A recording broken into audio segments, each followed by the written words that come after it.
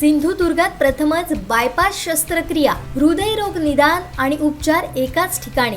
Bypass शस्त्रक्रिया, angiography, एंजिओप्लास्टी, हृदयाची sonography, treadmill चाचणी, हृदयविकार तपासणी अशा अत्याधुनिक सुविधा। MJPJAY योजनेअंतर्गत बायपास आणि एंजिओप्लास्टी अगदी मोफत। आवश्यक कागदपत्रे, ओळखपत्र, मतदान card, Aadhaar card, ration card, bank passbook, mobile number, cashless सेवा उपलब्ध। Super speciality lifetime hospital, Padave, Kasal Malvan मार्गालगत, तालुका कुडाळ, जिल्हा सिंधुदुर्ग।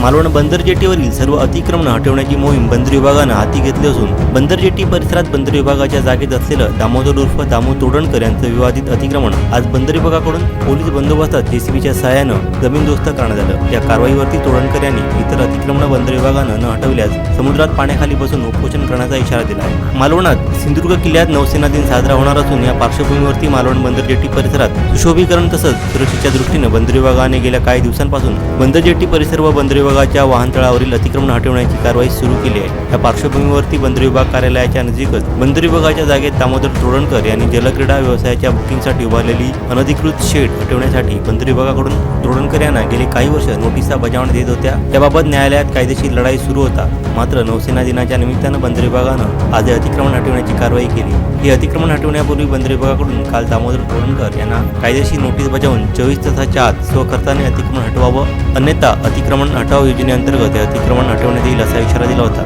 मात्र 24 तासात तोडणकर यांच्याकडून अतिक्रमण हटवलं न गेल्यानं आज सकाळी 10 वाजता बंदर विभागाचे अधिकारी, पोलीस दल व दंगा काबू पथकाच्या फौजफाट्यासह अतिक्रमणाच्या ठिकाणी हजर झाले। पोलीस बंदोबस्तात JCBच्या सहाय्यानं व नगरपालिका कर्मचारी यांच्या सहकार्याने हे अतिक्रमण हटवण्याची कारवाई करण्यात आली। प्रादेशिक बंदर अधिकारी कॅप्टन संदीप भुजबळ यांच्या नेतृत्वाखाली तब्बल 3 तास ही कारवाई सुरू होती। प्रशासनानं इतर कोणतीही माहिती देण्यास नकार दिला। मात्र तोडणकर यांनी इतर अतिक्रमणांवरती कारवाई न केल्यास समुद्रात पाण्याखाली उपोषण करण्याचा इशारा दिला आहे। पुढे दावा चालूच राहणार।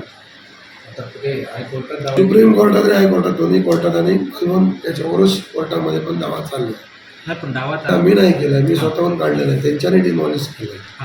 आता काय तिकडे काय राहणार, त्यांच्याने डिमॉलिश केलं, त्याला उत्तर तुम्ही डिमॉलिश का केलं हे उत्तर त्यांना कोर्ट विचारेल ना। ऑर्डरच नाही डिमॉलिश, चालूच राहणार।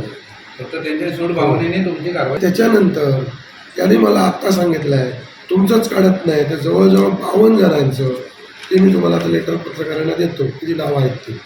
टोटल 52 जणांची सुद्धा नावं आहेत, दांडेश्वरपासून आवारपर्यंत, भाजी मार्केटपर्यंत, ते पण आम्ही काढणार म्हणून। जर ते बांधकाम काढलं नाही गेलं तर मी येत्या काही दिवसात पाण्याखाली आमरण उपोषणाला बसणार आहे। सगळ्या कलेक्टरपासून सगळ्यांना नोटीस देऊ। जसं मी ओरोसला दावा चालत असताना मी सगळ्यांना भागदार केलं, मला मामदारचं नोटीस आलं, त्याला मी दावा केला, कलेक्टरला त्यांना केलेला, तर ते सगळेजण त्या दाव्यानिशी आपापली बाजू मांडून गेले। पण हायकोर्टामध्ये कलेक्टर, प्राण, मामलेदार यांच्याने आपली बाजू अजूनपर्यंत मांडलीच नाही आणि त्यांच्या नोटिसावरती दावा चालू होता।